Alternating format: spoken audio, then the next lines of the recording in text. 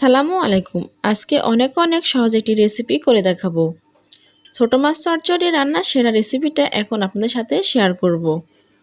আশা করছি রেসিপিটা নতুন পুরাতন সব রাঁধুনির কাজে লাগবে। সেই সাথে ছোট মাছ রান্নার অনেকগুলো টিপসও থাকবে। ছোট মাছ রান্নার জন্য আমি এখানে একটা কড়াই নিয়েছি। এবারে কড়াইতে দিয়ে দিচ্ছি কিছু পেঁয়াজ কুচি। ছোট মাছ চচ্চড়িতে পেঁয়াজ একটু বেশি দিতে হয়। এরপর দিয়ে দিচ্ছি আলু।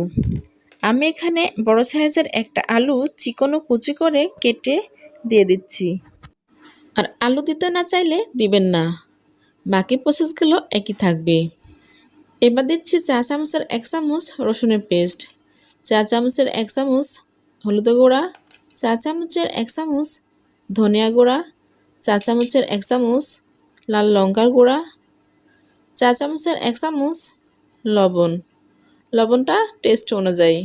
এবার সবশেষে দেব রান্নার রেগুলার সয়াবিন তেল। এখানে 4 টেবিল চামচ সয়াবিন তেল দিলাম। এবার সবগুলো উপকরণ একসঙ্গে হাত দিয়ে মাখিয়ে নিতে হবে। অনেক সহজ একটি রান্না, আর এটা খেতে ভীষণ মজা ও পুষ্টিকরও। আমি যে প্রসেসে রান্নাটা করছি এতে ছোট মাছের সেরা স্বাদ আসবে।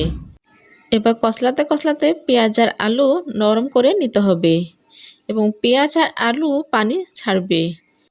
ভালোভাবে কষলিয়ে মিশিয়ে নিতে হবে। এবার নেব ছোট মাছ। এখানে আমি 250 গ্রাম ছোট মাছ ভালোভাবে পরিষ্কার করে ধুয়ে নিয়েছি। আপনারা যে কোনো ছোট মাছ এই প্রসেসে রান্না করে নিতে পারেন। এখন আলতোভাবে সব কিছু মিশিয়ে নিচ্ছি। মাছ কিন্তু কষলিয়ে মেশানো যাবে না, এটা আলতোভাবে মেশাতে হবে যাতে মাছ ভেঙে বা গলে না যায়।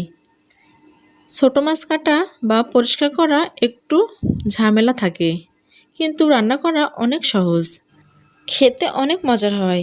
মাছগুলো এভাবে কড়াইয়ের মধ্যে ছড়িয়ে দিয়ে হাত ধুয়ে অল্প পরিমাণে পানি দিলাম।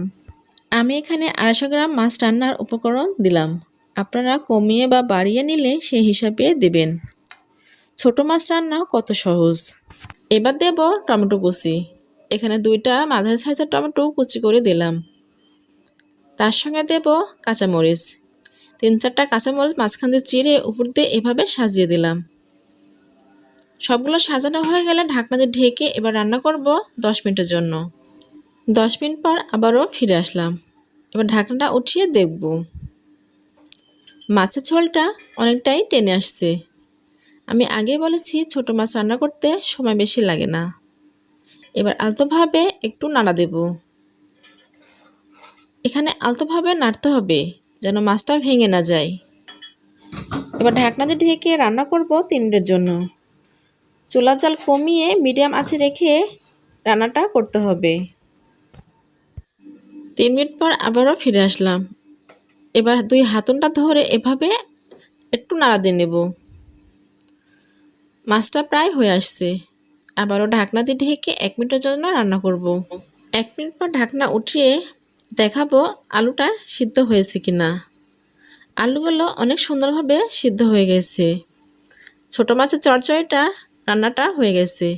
আমি এভাবে ছোট মাছটা রান্না করলাম। আপনারা বাসায় এভাবে ছোট মাছের চচ্চড়ি রান্না করে খেয়ে দেখবেন। আশা করি আপনাদের খেতে অনেক বেশি ভালো লাগবে। আমি যে প্রসেসে ছোট মাছটা রান্না করলাম এভাবে রান্না করলে মাছগুলো একটাও ভাঙবে না, সবগুলো মাছ আস্ত থাকবে। ছোট মাছ রান্না করা অনেক সহজ, খেতে কিন্তু ভীষণ মজা। আমার আজকের রেসিপিটা ভালো লাগলে লাইক, কমেন্ট, শেয়ার এবং বেশি বেশি করে সাবস্ক্রাইব করবেন। সাবস্ক্রাইব করে আমার চ্যানেলের সঙ্গে থাকবেন, আমি যেন আপনাদের মাঝে নতুন নতুন রেসিপি নিয়ে হাজির হতে পারি। আজকের রেসিপিটা কেমন হয়েছে আমাকে অবশ্যই কমেন্ট বক্সে কমেন্ট করে জানাবেন।